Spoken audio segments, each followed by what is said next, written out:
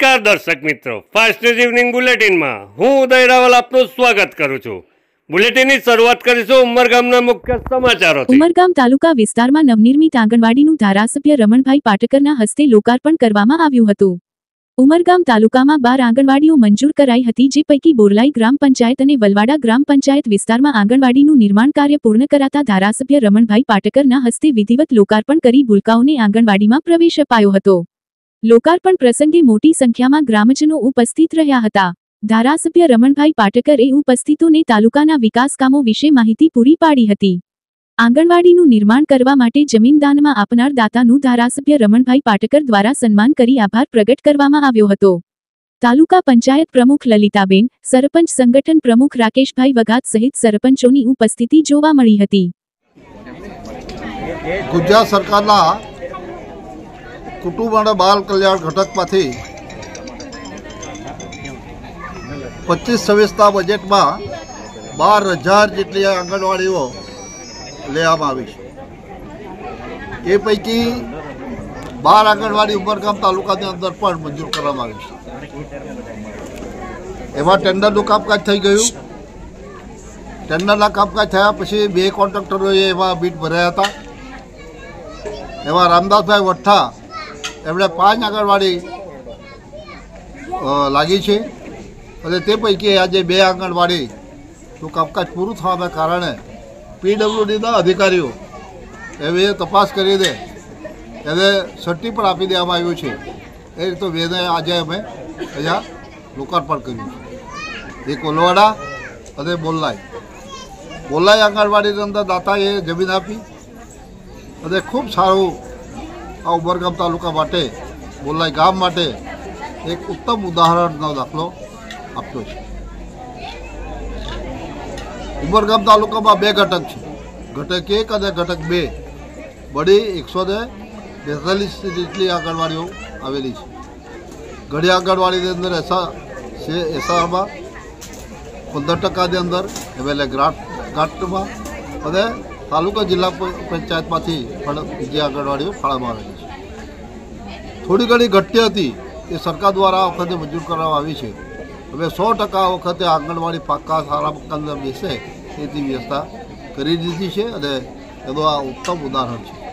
આજે ખૂબ મોટી સંખ્યાની અંદર અહીંયા અમારા જિલ્લા પંચાયતના દંડક માન્ય શ્રી વિજયભાઈ, અમારા તાલુકા પંચાયતના પ્રમુખ બેન શ્રી લલિતાબેન, અમારા આ ઉદ્ઘાટનને જોડાયેલા પૂર્વ પ્રમુખ માન્ય શ્રી દિલીપભાઈ ભંડારી, આ વિસ્તારના ઝોન પ્રમુખ માન્ય શ્રી પંકજભાઈ, ગામના પ્રધાનના સરપંચ ભાઈ શ્રી સુભાષભાઈ તથા માજી સરપંચો નરોત્તમભાઈ અને નરેન્દ્રભાઈ તથા જમીનના દાતા અને ગામના સન્માન આગેવાનો અને પીડબ્લ્યુડીના બંને વિભાગ, સ્ટેટ અને પંચાયત જિલ્લા પંચાયતના અધિકારીઓ એ ઉપસ્થિતિ અંદર આ આંગણવાડીનું આજે લોકાર્પણ અમે ખૂબ મોટી સંખ્યાની અંદર લોકો ભેગા થયા તે વચ્ચે કર્યું છે। વલસાડ જિલ્લાના ઉમરગામ જીઆઈડીસી નોટિફાઈડ વિસ્તારમાં 1200થી વધુ નાના મોટા એકમો આવેલા છે। ઉમરગામ ઔદ્યોગિક વિસ્તારના તમામ આંતરિક રસ્તાઓ હાલ જર્જરિત બની ચૂક્યા છે। મસમોટા ખાડાઓ પાછળ નવા બનેલા રસ્તાઓની હલકી ગુણવત્તા જવાબદાર ઠરી છે। હાલ રસ્તાઓના સમારકામની કામગીરી ચાલુ કરવામાં આવી છે, જેમાં માત્ર મોટા ખાડાઓ પૂરવામાં આવી રહ્યા છે, પરંતુ નાના નાના ખાડાઓને છોડી દેવાયા છે, જેના કારણે લોકોએ ખાડાઓમાંથી પસાર થવું પડે છે। રસ્તાઓનું ખોદવામાં આવેલું જૂનું મટીરીયલ રાતોરાત ગાયબ થઈ જાય છે, જેનાથી નાના ખાડાઓ પૂરી શકાય છે, પરંતુ હાલ કોન્ટ્રાક્ટરો ખાડાઓ પાછળ કમાણી કરવા નાના ખાડાઓ પૂરવા માંગતા નથી, એવા સ્થાનિકો આક્ષેપ કરી રહ્યા છે। નમસ્કાર। ઉમરગામ જીઆઈડીસીમાં જે અંતિયાળ રસ્તા છે, જે અંદરના રસ્તાઓ છે, જે અત્યારેનું રિપેરિંગ કામ ચાલુ છે અને મેં જોયું છે કે મોટા મોટા પેચિંગ વર્ક ચાલે છે, પરંતુ જો એની સાથે નાના ખાડાઓ જે છે એને પણ રિપેર કરી દો, એને પણ જો ભરણી કરી દો અને સારી રીતે રિપેર કરો તો રોડ સારી રીતે ચાલશે। અને આજે ઉમરગામ ઇન્ડસ્ટ્રીયલના જે અંતિયાળ રસ્તા છે તે એકબીજા સાથે જોડાયેલા રસ્તા છે। સંજાણ મેન માર્ગને જોડે છે, ઉમરગામ સ્ટેશન ઉમરગામના મેન માર્ગને જોડે છે। તો મારી દરેક મારા વતી નમ્ર વિનંતી છે કે આ રસ્તાઓ જેમ મતલબ નાના ખાડાઓ પણ પૂરે તો એ સારું થશે। ઉમરગામ ફોટો વિડીયો એસોસિએશન દ્વારા ઉમરગામમાં લાઈવ ડેમોન્સ્ટ્રેશનનું આયોજન કરવામાં આવ્યું હતું। એસોસિએશન દ્વારા આ બીજો સફળ પ્રોગ્રામ રહ્યો હતો। સુરત, બિલીમોરા, ચીખલી, ધરમપુર, વાપી, વલસાડ, ઉમરગામ, દહાણુ, બોઈસર, પાલઘર, વિરારથી મોટી સંખ્યામાં ફોટોગ્રાફરની હાજરી રહી હતી। આ સાથે અડોબે ફોટોશોપ એઆઈનો વર્કશોપ પણ રાખવામાં આવ્યો હતો। આ આયોજનમાં ફોટોગ્રાફરને નવી ટેકનોલોજી, નવા કેમેરાનો ડેમો જેવું ઘણું બધું નવી જાણકારી આપવામાં આવી। ઉમરગામ ફોટો વિડિયો એસોસિએશનના પ્રમુખ હાર્દિક પટેલ અને એમની ટીમ દ્વારા લાઈવ ડેમોન્સ્ટ્રેશનને સફળ કરવા માટે ઇન્ટરનેશનલ કંપનીને ઉમરગામ ખાતે બોલાવી આસપાસના ફોટોગ્રાફરને ઘરે બેઠા ઇન્ટરનેશનલ કંપનીના ડેમો જોવા મળ્યા। આજે ઉમરગામ ફોટો વિડિયો એસોસિએશનને મિની ફોટો જે આજે આયોજિત કરેલું છે તો એટલું સુંદર છે કે વાત ઓછી પડે।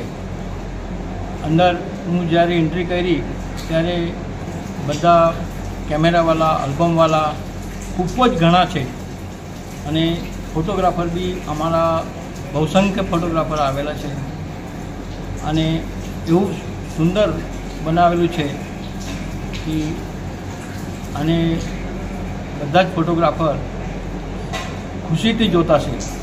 એક મેં આલ્બમ જોતા છે, કેમેરા જોતા છે, ઝુમ્બર જોતા છે અને આ રીતે સુંદર આયોજિત। નમસ્કાર।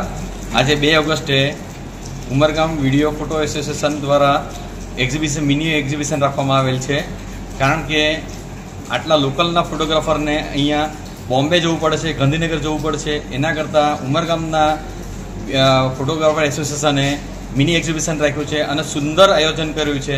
કમિટી મેમ્બર બધા ખૂબ જ મહેનત કરી છે, તેથી એકદમ અગત્યનું ઇવેન્ટ રાખવામાં આવેલ છે ફોટોગ્રાફર તરીકે। ત્યાં ઘણી બધી કંપની આવેલી છે, કેનન, પેનાસોનિક, નિકોન, બધી જ કંપની। વલસાડ જિલ્લા અને દમણ વિસ્તારમાં દશામા પર્વની ધૂમધામથી ઉજવણી કરવામાં આવી હતી। 10 દિવસ ભક્તોએ માતાજીની આરાધના કરી હતી। અંતિમ દિવસે દશામાના ભક્તોએ માતાજીને વિદાય આપી હતી। વાપીના દમણ ગંગા નદી કિનારે વહેલી સવારે મોટી સંખ્યામાં માઈ ભક્તો ઉમટ્યા હતા। ઔદ્યોગિક નગરી વાપીમાં મોટી સંખ્યામાં કચ્છી માળુ અને ઉત્તર ગુજરાતના લોકો વસવાટ કરે છે। તેઓ મા દશામાને ભક્તિભાવપૂર્વક ભજે છે। દમણ ગંગા નદી કિનારે માતાજીની મૂર્તિનું વિસર્જન કરવા મોટી સંખ્યામાં ભક્તો ઉમટ્યા હતા। દમણ ખાતે પણ ભક્તો દ્વારા 10 દિવસ સુધી માતાજીનું સ્થાપન કરી વિધિવત પૂજા અર્ચના કરવામાં આવી હતી। આજે 8 વર્ષથી દશામાની સ્થાપના ભીમપુર પંચાયતમાં કરીએ છીએ, તો અમને અહીંના સરપંચ શ્રી શાંતુભાઈ પટેલ, જીગરભાઈ, દરેક સભ્યો, પંચાયતના દરેક કર્મચારીઓ, ગામના દરેક નાગરિકો 10 દિવસ સુધી અમે સવાર સાંજ આરતી કરીએ છીએ અને સાંજના અમુક 1 ટાણું કરીએ ઉપવાસ, અમુકથી નકોડા ઉપવાસ કરતા હોય છે અને સાંજના 2 કલાક અમે ગરબા માતાજીને રમતા હોઈએ અને આનંદ લેતા હોઈએ છીએ। ફાસ્ટ ન્યૂઝ ઇવનિંગ બુલેટિનમાં આજે બસ આટલું જ। આવતીકાલે ફરી મળીશું। નમસ્કાર।